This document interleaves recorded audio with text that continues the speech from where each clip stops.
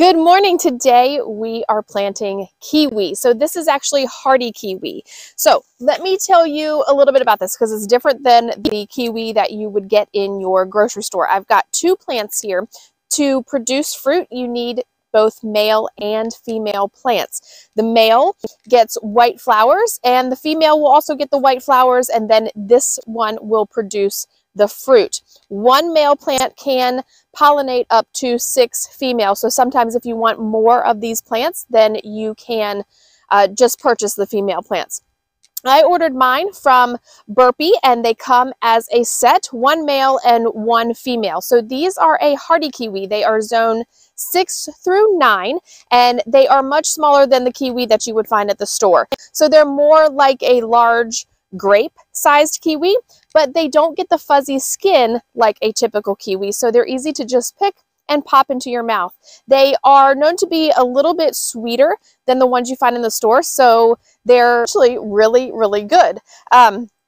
So I'm excited to grow these. These can get pretty large. So these came pretty much like this to me from Burpee. They come in the mail, so you can see they're a very healthy plant. They grow pretty vigorously. They can grow up to 12 feet and they like full sun just like any fruit does, but they can take some part shade. And they've actually put on some growth just sitting in my garage for a little over a week.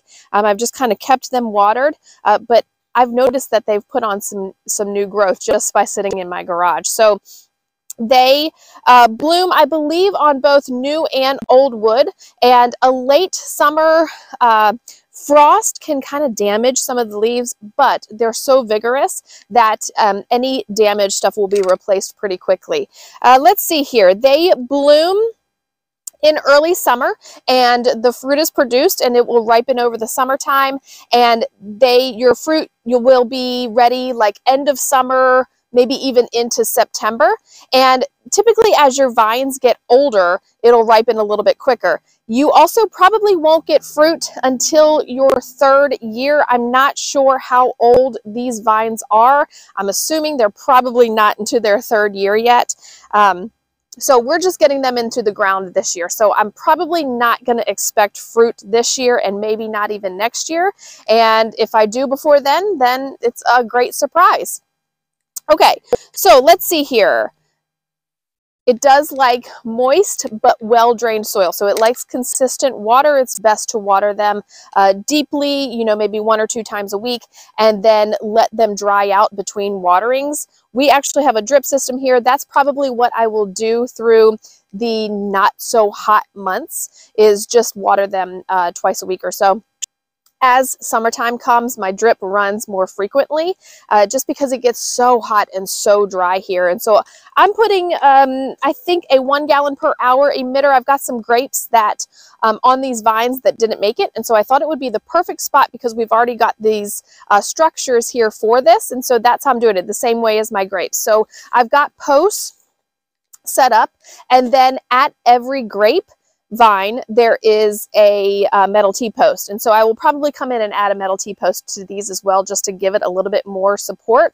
But I've got a wire ran, and they are placed, I want to say it looks like it's about 5 feet and maybe 2.5 feet, somewhere around there. I can't remember exactly what we place these at, but this is a heavier gauged wire, and I've got to put my vices in here. Oh no, this one has it on here. You just pull the wire every spring to tighten the wires, and so this is great. I'll go over my trellis for my grapes later on. But that's how I've done my grapes. So I thought this would be a great spot because I will have the female here and then the male in the back. And since the female is probably a little bit showier than the male with all that fruit producing on them, I'm going to put it in the front. What else? Let's see. It can take some part shade. We went over that. It gets, it's not fuzzy. Like I said, they're a smaller fruit. You can just pop them in your mouth. And they get reddish skin as they're ripening. So it's going to be pretty. They're very ornamental and they're very fast growing. So if you have something where you want maybe a little bit of fruit in your yard and have something neat that nobody else is probably growing near you, then this would be a great thing to cover an arbor, cover a gazebo or a wall or anything like that, because it grows so quickly, but then it also will produce the fruit for you. So it's very, very vigorous. As far as pruning goes, I think I'm going to prune, you know, you kind of do it like a main trunk, kind of like you do your grapevines, and any side shoots that come off of that, you can kind of control, and we will kind of put on this trellis here. I've got some tomato clips. Let me see if I can grab one right here. They come large. I got these from Amazon, and they've been great for my tomatoes, but I also use them for my grapevines here. But they're smaller, and then they also have some larger, bigger ones. And so what I do is I just kind of clip it to keep the trunk pieces together, and then as it's growing up here and getting closer to my wire, I will start clipping the branches on the wire to kind of start training it across the wires here. So we'll see. I'll have to watch and see how this type of trellising goes here. I might have to add some type of other support right here at the base of the plant, like a trellis for it to climb up. And so I'll just kind of watch it and see what it does. I am going to dig the hole here, and I'm going to place the root ball right level with the soil.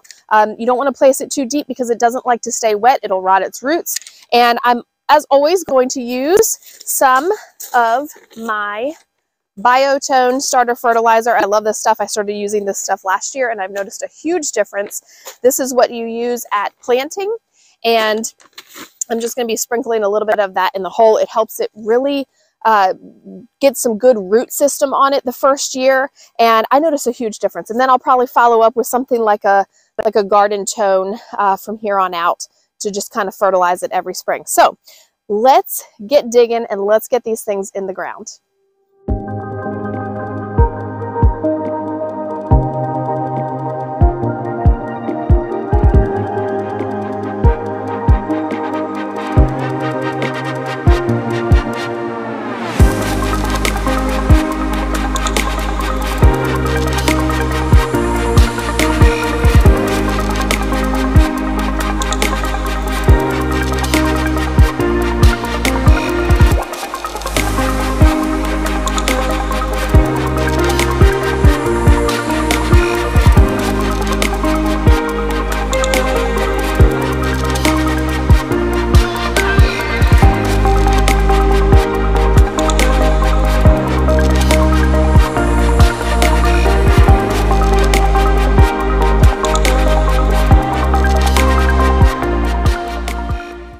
Done. Finally got that project off my list, and how awesome is it to see this vibrant green in the garden in March, right? It's so nice. So one of them, I've got one little spot I can prune where it's coming up out of the ground as a side shoot, and so everything else is on that main stem. I'm just going to kind of watch it, and I think as the season progresses, I may take off some of those bottoms and kind of limb it up a little bit. But I'm really excited to see what this does this year and then taste the fruit that is on this. So thanks for joining me on the farm today, and we will see you next week.